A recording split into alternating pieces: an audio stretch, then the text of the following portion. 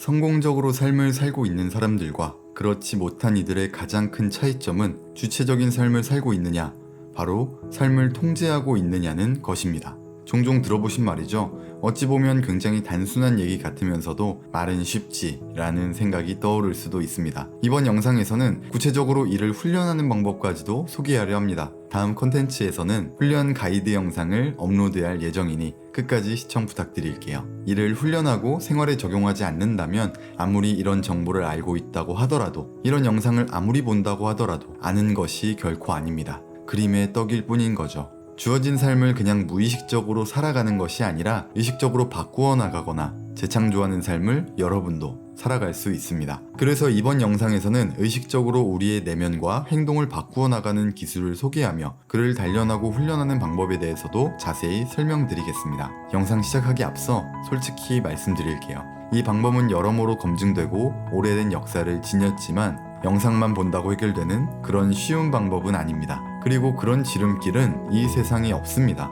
우리의 일상 속에서 계속 적용시켜 나가야 하며 따로 시간 내서 훈련해야 됩니다. 반면에 이것을 우리 삶에 조금씩이라도 적용시켜 나간다면 삶이 바뀌는 것을 경험하시게 될 겁니다. 누군가는 몇 주, 몇 달이 걸릴 수도 있습니다. 반면에 누군가는 영상을 보자마자 삶에 적용할 수도 있습니다. 또 언젠간 까먹은 채로 똑같은 일상을 살아가게 될 수도 있죠. 인생에 성공하는 확실한 방법이란 없다고 말씀드렸죠. 대가 없이 혹은 노력 없이 무언가를 얻으려고 하는 마음이 있다면 그것 먼저 내려놓고 영상을 시청해 주셨으면 합니다. 오늘은 바로 알아차림에 대해 설명드리려고 합니다. 누구나 할 수 있는 것이며 종교적 색채는 띠지 않은 채로 우리 일상 속에서 적용하는 알아차림에 대해서 소개하고, 다음 영상에서는 같이 따라하고 훈련하실 수 있도록 가이드 명상 알아차림 컨텐츠를 업로드할 예정입니다. 그러니 이번 영상을 꼭 끝까지 시청해 주시기 바래요. 자, 먼저 일상에서 적용이 가능한 알아차림이란 무엇일까요? 바로 우리의 의식의 흐름을 주체적으로 바꿔서 우리가 원하는 방향으로 행동까지 이어지게끔 하는 것이 저희가 함께할 알아차림의 목표라고 보시면 됩니다. 그것은 신체 감각, 우리의 행동, 그리고 놓여진 환경, 감정 등에 모두 적용시킬 수 있습니다. 일단 방법을 알려드리기 전에 무작정 알아차림을 한번 시도해 볼까요? 함께 따라해 주세요. 잠시 눈을 감습니다. 그리고 호흡을 가다듬고 지금 내가 무엇을 하고 있는지 알아차려 보세요.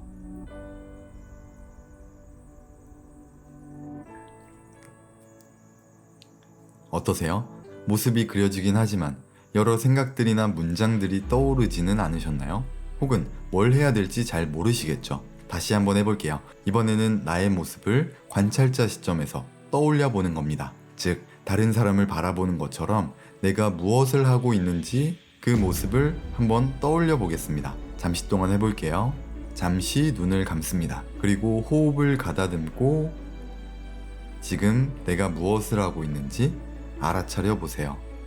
네, 잘 안 되더라도 이해가 가지 않아도 괜찮습니다.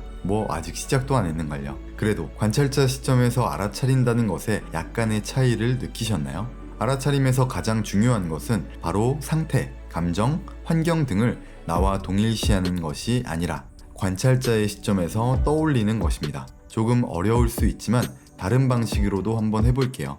지금 눈을 감고 나와 가까운 사람 한 명을 떠올려 보세요. 직장 동료, 친구, 가족 누구든 괜찮습니다. 그리고 나서 그 사람이 화를 내고 있는 모습을 그려보세요.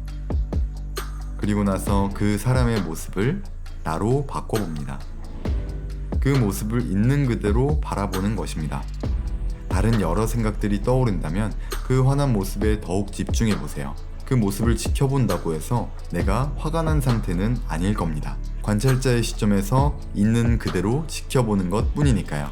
불행해 보인다거나 화가 나 보인다거나 무언가 조급해 보인다거나 안쓰러워 보인다거나 이와 같이 주관적인 해석이나 판단 없이 그냥 모습을 객관적으로 지켜보는 것이 다입니다. 그것이 어렵게 느껴진다면 호흡이 들어오고 나가는 것에 집중하는 것도 좋은 방법입니다. 우리는 종종 생각의 노예처럼 행동할 때가 있습니다. 어떠한 현상이나 사물을 마주할 때 과거에 우리를 만들어 온 기억과 경험, 그런 주관적인 생각이 과도하게 개입되면 조바심을 내고 불안해지기 마련입니다. 그러면 창의적인 사고는 제한되고 집중도 흐트러지고 본질에 가까워지는 것이 아니라 겉을 헛도는 느낌이 들기도 합니다. 그럴 때 잠시 멈추어 눈을 감습니다. 호흡을 가다듬으며 과거의 나는 잠시 내려놓고 그 상황이나 내 감정, 상태 있는 그대로를 알아차리는 겁니다. 내 눈앞에 닥쳐있다고 착각하기 쉬운 미래의 불안이 개입될 필요도 없습니다. 그러면 내 눈앞을 가리고 있던 안개는 걷어지고 본질이 보이게 됩니다. 여기까지 정확히 이해가 가지 않으셔도 괜찮아요. 제가 업로드하는 알아차림 가이드 명상을 통해 연습하고 훈련하다 보면 이해는 따라오기 마련일 거예요. 언젠간 무릎을 탁 치며 이게 그런 말이었구나 하는 순간이 반드시 올 겁니다. 저도 그랬고요. 자, 알아차림은 우리의 삶에 왜 필요할까요? 우리의 감정이나 행동이 무의식에 의해 휘둘리기보다는 주체적으로 의식한다는 것에는 큰 차이가 있습니다. 자, 여러분은 오늘 무엇을 하셨나요? 그것들이 내가 하고 싶어서 주체적으로 행동했다고 착각하는 경우가 종종 있습니다. 하지만 막상 자세히 들여다보면 우리가 의식적으로 행동한 것은 거의 없을 겁니다. 양치를 할 때 의식적으로 한 것이 아닙니다. 밥 먹을 때도 의식적이지 않았습니다. 그냥 배고파서 밥을 먹었을 뿐인 거죠. 대부분의 행동은 그렇습니다. 또한 어떤 행동들은 하고 나면 후회할 때가 있죠. 그런 것들이 대부분 우리의 의식적인 행동이 아니라 무의식에 의해 유도된 행동들입니다. 우리의 의지대로 행동한 것이라기보다는 뇌가 신체에게 혹은 신체가 뇌에게 행동하도록 명령을 내렸다고 해석하는 것이 더욱 정확합니다. 실제로 여러 인지, 신경과학 연구를 통해 밝혀진 사실이기도 합니다. 그리고 그것은 이미 굳어버린 습관이 되었을 확률이 매우 높죠. 종종 여러분은 의식이나 뇌에게 지배당하는 삶을 살고 있다고 느낀 적은 없으신가요? 그 궤도를 바꿔놓는 것이 바로 알아차림입니다. 아침에 일어났을 때 무사히 일어나고 잠을 잤다는 사실을 알아차리며 감사합니다. 화가 나는 일이 생겼을 때 상황을 알아차리며 다시 되돌아보는 시간을 가집니다. 우울하거나 무기력한 감정이 들 때 알아차리고 몸을 조금이라도 움직입니다. 밥을 먹는다는 사실에 감사하며 있는 그대로를 알아차립니다.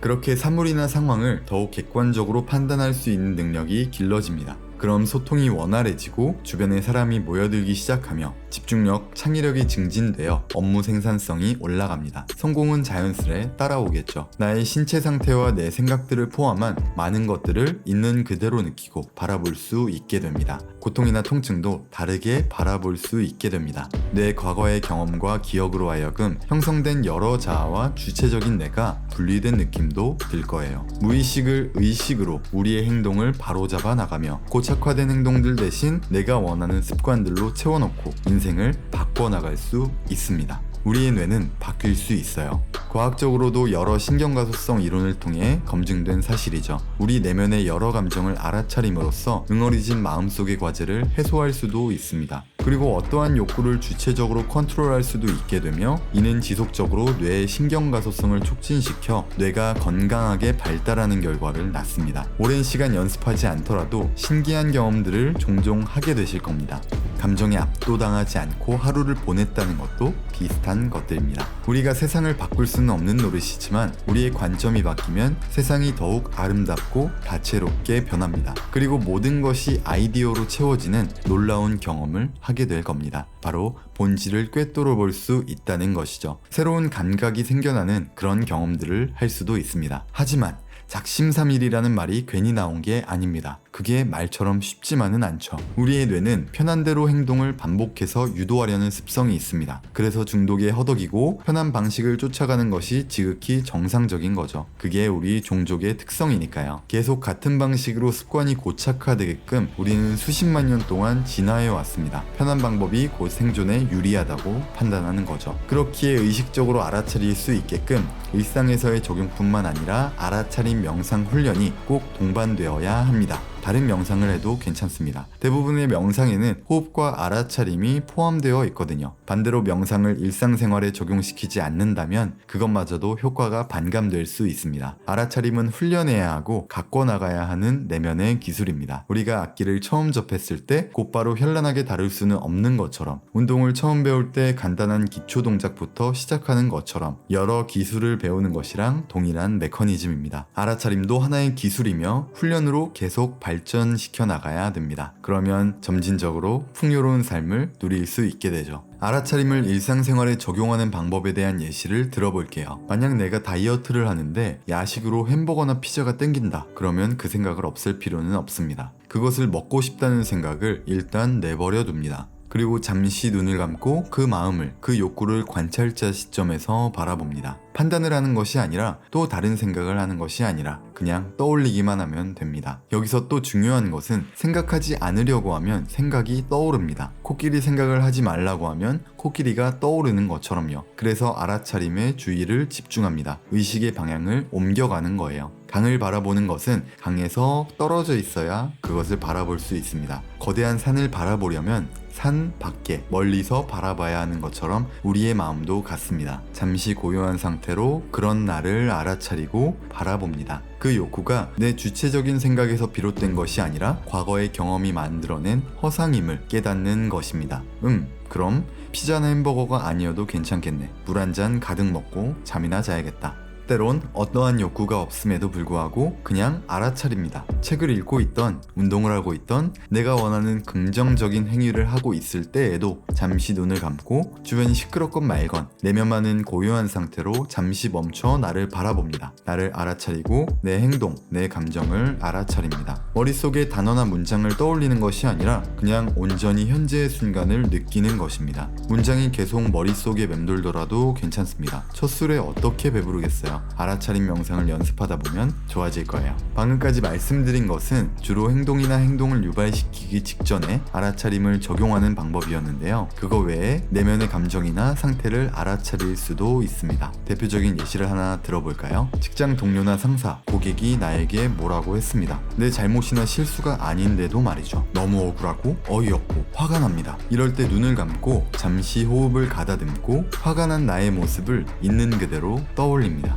화가 났던 상황과 내가 화를 내고 있는 모습을 관찰자가 되어 나를 지켜보는 것이죠. 무기력한 감정이 들 때도 마찬가지입니다. 판단하거나 감정을 이입하지 않고 나를 있는 그대로 온전히 바라보기만 하면 됩니다. 그리고 눈을 뜨고 다시 일상으로 돌아가 나를 위로해 줄 수도 있고요. 어때요? 감이 좀 잡히시나요? 주의사항을 다시 한번 정리합니다. 나의 평상시의 관습처럼 평가나 의도, 감정을 개입시키지 않습니다. 문장을 머릿속에 떠올리는 것이 아니라 그냥 있는 그대로 바라보고 느끼는 것입니다. 강이나 산을 바라보는 것처럼요. 조바심 내거나 잘 안 된다고 실망할 필요도 없습니다. 여러분이 처음 축구를 하는데 첫 경기부터 손흥민 선수처럼 멋진 골을 넣지 못해서 실망하지는 않을 거잖아요. 처음에는 잘 안 되는 게 당연합니다. 반대로 처음부터 잘 된다고 해서 오만할 필요도 없습니다. 마지막으로 저는 어떤 알아차림을 통해 어려움을 극복하고 풍요로운 삶을 누리고 있는지 기억나는 한 가지를 한번 말씀드려 볼게요. 사업을 하다가 재정적으로 어려웠을 때가 있었어요. 남아있는 사업 자금으로 어떻게든 회사를 다시 되살려야 하는 그런 상황이 있었습니다. 그 남아있는 자금을 어디에 활용할지 굉장히 많은 고심과 계획을 짜놓았던 상태였었어요. 근데 하루아침에 빚 독촉으로 통장이 가압류된다는 전화 한 통을 받았습니다. 법인 통장뿐만 아니라 연대보증으로 개인 통장에까지도 말이죠. 심장이 철렁 내려앉는 그런 순간이었어요. 시야가 흐려지고 심장박동이 빨라지기 시작했습니다. 하지만 그때 사람들이 오가는 길거리 한복판에서 잠시 눈을 감았습니다. 그리고 호흡을 가다듬었어요. 그냥 현재 나의 모습을 떠올리며 그 순간을 알아차렸습니다. 불안, 공황이 즉시 사라진 것은 아니었어요.